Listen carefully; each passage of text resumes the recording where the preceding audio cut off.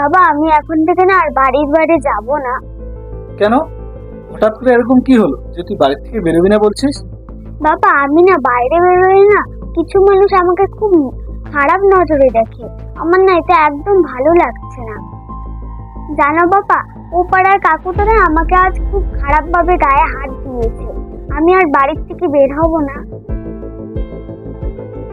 একটা কথা বলি, এরকম ভাবে ভয় পেয়ে বাড়িতে বসে থাকলে হবে না।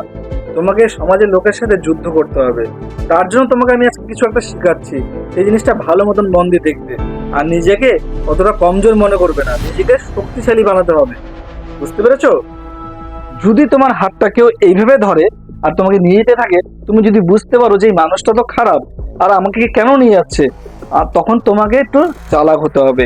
আর একটা সুযোগ বুঝে ওই মানুষটা হাতটাকে মুচড়ে দিয়ে হাতের মধ্যে কামড় মেরে তোমাকে দৌড় মারতে হবে যেদিকে লোকজন আছে। ঠিক আছে? চলো একবার জিনিসটা শিখে নাও। গুড, এরকমই করতে হবে। আর যদি তোমাকে দেখো কেউ এইভাবে ধরেছে আর এইভাবে নিয়ে যাচ্ছে, তখন তোমাকে কি করতে হবে? মাথাটাকে চট করে এরকম ঘুরিয়ে নিয়ে এসে ষাঁড় গরুর মতন পেটে ঢিসা মেরে জনবসতির দিকে ভাগতে হবে। বুঝতে পেরেছো? চলো এই জিনিসটা একবার আমাকে করে দেখাও। গুড, এই তো তুমি শিখে গেছো। এর জন্য তোমাকে বাড়িতে বসে থাকতে হবে না, ফাইট করতে হবে।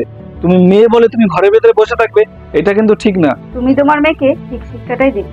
আর আমি আপনাদেরও বলতে চাই, আমার এই দুটো টেকনিক যদি আপনাদের ভালো লাগে তাহলে অবশ্যই বাচ্চা কাচ্চাদের এই শিক্ষাটা দিয়ে রাখুন।